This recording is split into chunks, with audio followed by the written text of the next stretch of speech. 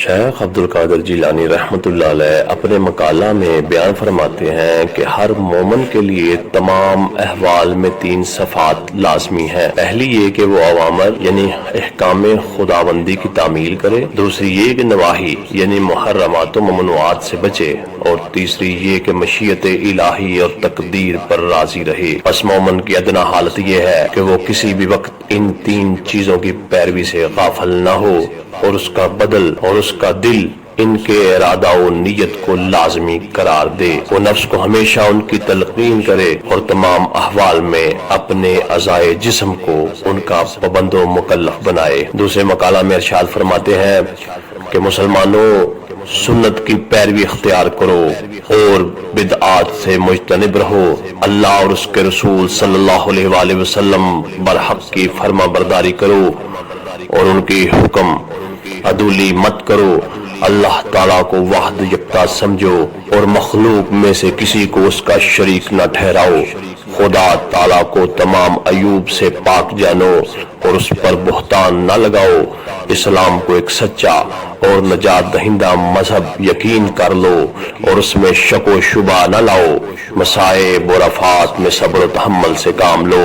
اور گھبراؤ ہرگز نہیں، مشکلات میں ثابت قدم رہو اور خوف زدہ ہو کر بھاگو نہیں، اللہ تعالیٰ سے اس کا فضل اور کرم طلب کرو اور سوال و التجا میں تعامل مت کرو، رحمت خداوندی کا انتظار کرو، امید رکھو اور مایوس و نا امید مت ہو، پس آپس میں دوستی، خدا ترسی اور محبت و رواداری کا سلوک رکھو اور باہم عداوت و فساد مت رکھو، گناہوں سے بالکل پاک اور محفوظ رہو اور غفلت و بے احتیاطی سے ان میں شامل و آلودہ مت ہو، اپنے پروردگار کے ذکر و عبادت سے حقیقی زیب و زینت حاصل کرو، اپنے خالق و مالک کی بارگاہ سے دور نہ رہو اور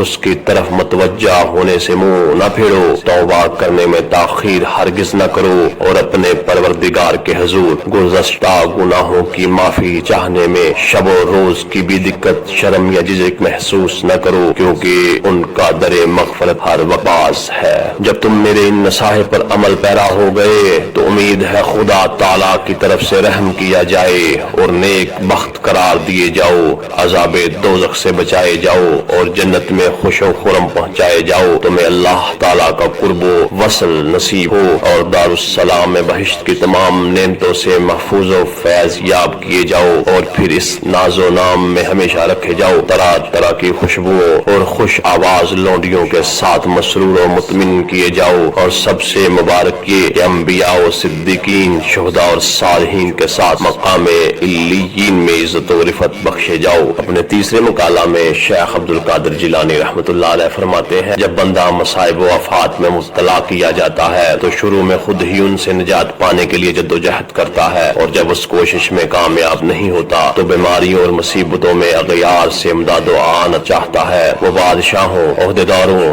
مالداروں اور طبیبوں وغیرہ سے رجوع کرتا ہے، لیکن جب وہ ان کے ذریعہ بھی مصائب سے رہائی نہیں پاتا تو پھر اپنے پروردگار کی جانب دعا و آزاری اور حمد و ثنا کے ساتھ مائل ہوتا ہے۔ الغرض جب تک بندہ اپنے نفس میں طاقت و توفیق پاتا ہے، رد مصائب میں خود کوشاں ہوتا ہے، لیکن بعد ازاں مخلوقات سے مدد و نصرت چاہتا ہے، اور جب تک وہ مخلوق سے مدد و اعانت اور حاجت روائی پاتا ہے، خدا کی طرف ہرگز رجوع نہیں کرتا، اور جب مخلوقات سے بھی اس کی مشکل کشائی اور حاجت روائی نہیں ہوتی تو پھر دعا و آزاری کے ساتھ اظہار عز و احتجاج کرتا ہوا بے اختیار خدا تعالیٰ کے سامنے گر پڑتا ہے، اور اس پر خوف و رجا کی کیفیت طاری ہوتی ہے، لیکن جب اللہ تعالیٰ بھی اس کی دعا کو قبول نہیں فرماتا اور اس کی حاجت روائی نہیں ہوتی تو وہ تمام اسباب ظاہری و مادی سے نا امید ہو جاتا ہے۔ اس وقت بندہ پر قضاء و قدر، افعال الہیہ اور توحید کے اسرار منکشف ہوتے ہیں، اور وہ وہ اسباب و تعلقات دنیاوی سے فانی ہو جاتا ہے۔ اس مقام میں وہ صرف افعال الہیہ پر نظر رکھتا ہے، کامل تسلیم و رضا کے ساتھ، اور ضرورتاً صاحب یقین موحد ہو جاتا ہے۔ بس یقین کے اس درجے پر اس کا یہ ایمان ہو جاتا ہے کہ اللہ تعالیٰ کے سوا کوئی فاعل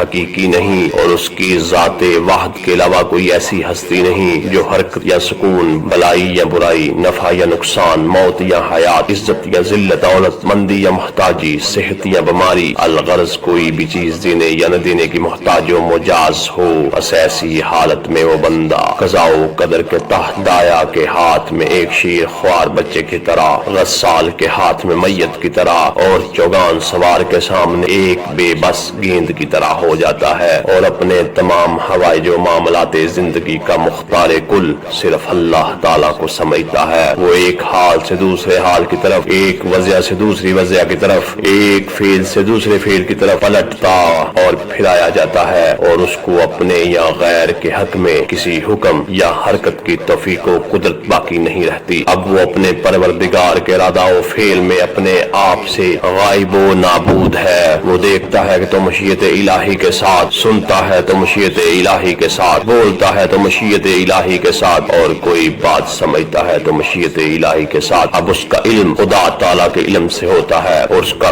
کلام بھی خدا تعالیٰ کے کلام سے۔ وہ اسی کی نعمت سے نعمت یافتہ، اسی کے قرب سے نیک بخت، اسی کے جمال سے بزرگ و آراستہ، اور اسی کے ذکر سے صاحب سکون و اطمینان، اسی کی فکر سے صاحب فہم و ذکا، اور دنیا و عقبہ میں اسی کے وعدوں سے خوش و خرم ہوتا ہے۔ مقام تسلیم و رضا میں وہ فقط اللہ تعالیٰ سے مانوس و مربوط ہوتا ہے، اور اس کے ہر غیر سے گریزاں اور متوحش ہوتا ہے۔ وہ اسی کے قرب و وصل کی آرزو کرتا ہے، اور اسی کی پناہ پکڑتا ہے۔ اس کا رشتہ عشق و محبت حق تعالیٰ کے ساتھ مضبوط و مستحکم ہوتا ہے، اور وہ اپنے ہر معاملہ میں صرف اللہ پر توکل رکھتا ہے۔ وہ اسی کے نور معرفت سے ہدایت پاتا ہے، اور اسی کی صفات عالیہ سے اپنے ظاہر و باطن کو آراستہ کرتا، اور اللہ تعالیٰ ہی کے عطا کردہ علم لدنی سے اسرار قدرت پر آگاہ و مطلع ہوتا ہے، اور اس کی توفیق سے قدرت کے نادر بھیدوں کو اپنے سینے میں ضبط و محفوظ رکھتا، اور پھر خاص اوقات میں اپنے منعم حقیقی کی تمام نعمتوں پر اس کی حمد و ثنا کرتا اور شکر بجا لاتا ہے۔